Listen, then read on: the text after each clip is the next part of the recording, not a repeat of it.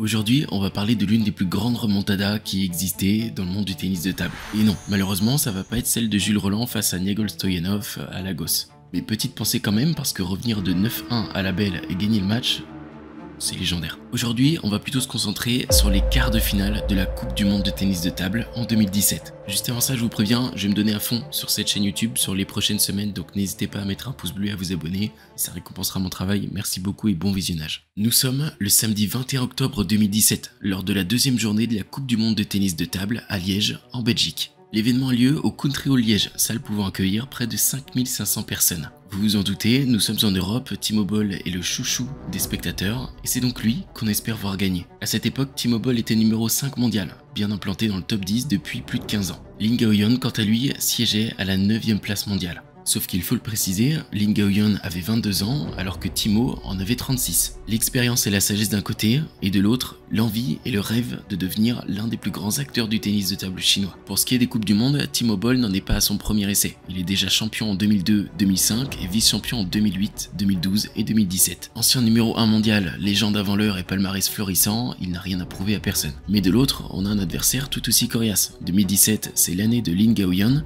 Il est champion d'Asie en simple, en signant d'ailleurs une excellente performance en battant Fan Zhenong en finale. Et sur la même année, il remporte plusieurs Open, il est en pleine ascension, mais n'a aucun titre mondial. Pour l'Allemand, l'objectif est donc clair, défendre sa légende, et pour le Chinois, réaliser sa propre percée. Je vous l'ai déjà dit dans les précédentes vidéos, mais le tennis de table en Chine, c'est quelque chose, et surtout au niveau de la pression médiatique. Alors pour Lin, s'il veut s'imposer, il faut le faire, et avec la manière. Mais à ce moment-là, il était déjà réputé pour avoir un mental assez fragile, alors que Timo Boll, c'est l'exact contraire. Après, si je peux le rappeler, à cette époque, faut pas oublier que battre un Chinois, ça relevait de l'exploit. C'était une toute autre dimension que celle actuelle, où maintenant on peut voir des Chinois perdre même dès les premiers tours. Donc, autant vous dire que la tête d'affiche fait rêver. Donc ce que je vous propose, c'est que comme d'habitude, on se regarde les meilleurs moments du match. Bon, ce que je vais faire sur ce match, c'est que je vais essayer de vous mettre le score en même temps, parce qu'il est primordial. Je sais pas trop si ça va passer, mais comme j'y ajoute un aspect critique par-dessus, on verra bien. Bon, pour débuter, ce qui est intéressant, c'est qu'on a déjà deux gauchers en face à face. C'est assez rare, et ça va très certainement nous apporter à une analyse et une critique différentes. Bon, honnêtement, sur le premier set, pas grand chose à dire. C'est Lin qui mène largement la danse. Je pense qu'il a l'avantage de surprendre surtout Timo Boll, étant donné que ce sont des joueurs qui, à cette époque-là, ne s'étaient pas véritablement joués souvent. Alors, ok, ce sont deux gauchers, mais leur différence de jeu est notable. D'un côté, on a le chinois Lin Gaoyuan qui a un style de jeu extrêmement agressif, avec notamment comme gros point fort le coup droit. Son revers n'est pas du tout mauvais, mais il est nettement en dessous de son coup droit. Alors que du côté de l'allemand Timo Boll, on a un système et des schémas de jeu complètement différents. Timo est reconnu pour sa régularité, en coup droit comme en revers. Il est rayonnant sous différents aspects du jeu et notamment à mi-distance. Une fois qu'il est installé, il est incroyable, c'est un véritable magicien, il a un poignet et une tenue de balle complètement folle. Il est aussi réputé pour avoir une créativité de jeu exceptionnelle. Mais ce qu'on peut relever le plus, je trouve, à mon sens, c'est très certainement ses rotations de balles. On le voit notamment lorsqu'il prend son revers, il met énormément de rotation, que ce soit en remise de service lorsqu'il est collé à la table ou même en contre-offensive.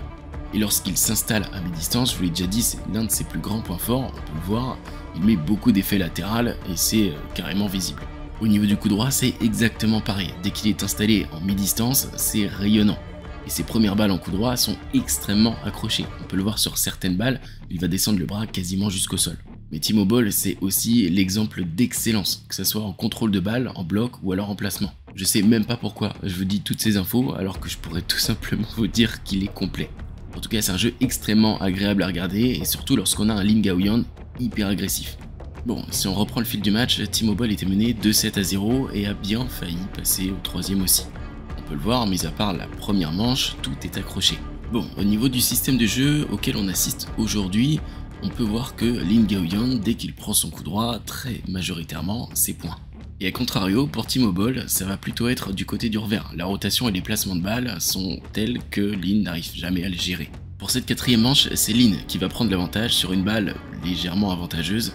Et une nouvelle fois, Timo Boll se retrouve mené de 2-7 d'écart.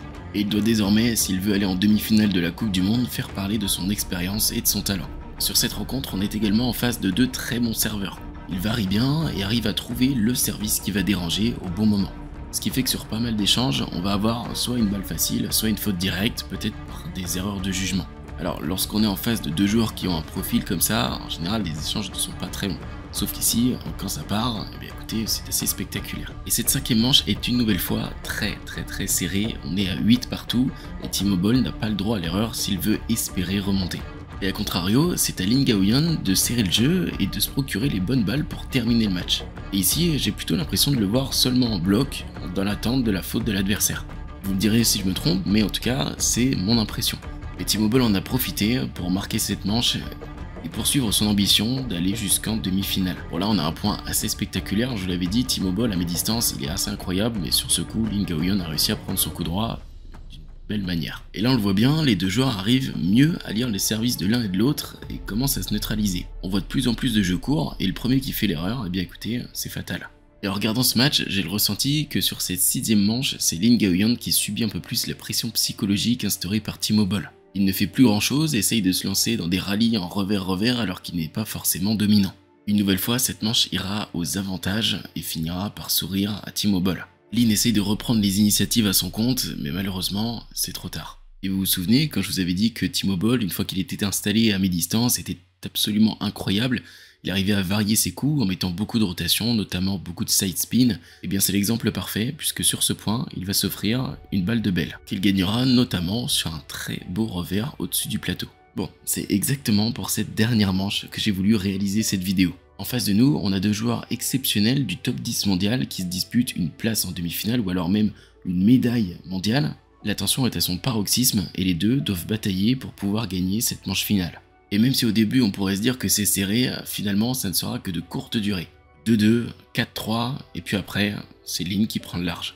Il fait parler de son explosivité, de sa jeunesse, de son coup droit, et même en revers, maintenant il tient plus la balle et arrive à déranger Timo Boll. Timo s'accroche, bataille, mais suit toujours un retard de 4, 5, voire 6 points, jusqu'à perdre 10-4 dans la dernière manche. Sauf que finalement tout semblait perdu pour Timo, et la victoire souriait enfin à Lin Gaoyuan. Le match ne se passe finalement pas comme prévu.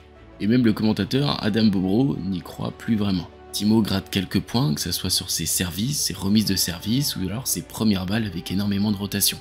Et de l'autre côté, Lin voit Timo remonter petit à petit, grappiller des points, et même si l'écart est encore considérable, je pense qu'il a comme ce que nous avons tous, la peur de gagner. Sauf qu'ici, on n'est pas sur un match de départemental ou de régional, mais plutôt sur un quart de finale de Coupe du Monde. Et alors que Timo vient de gagner 6 points d'affilée, Lin Gaoyuan, contre toute attente, prend une nouvelle option de balle de match. La tension et le suspense sont à leur paroxysme, et contrairement à ce qu'on a l'habitude de penser dans un match normal, la balle de match de Lin Gaoyuan ne nous apparaît pas comme une victoire évidente de celui-ci. Une nouvelle fois, Lin Gaoyuan semble jouer petit bras. Et alors que Timo Boll n'hésite absolument plus sur chacune de ses balles, il envoie tout ce qu'il a, Lin, lui, est sur la réserve, et fait toujours la faute de plus. Et ce qui devait se passer arriva, c'est la délivrance.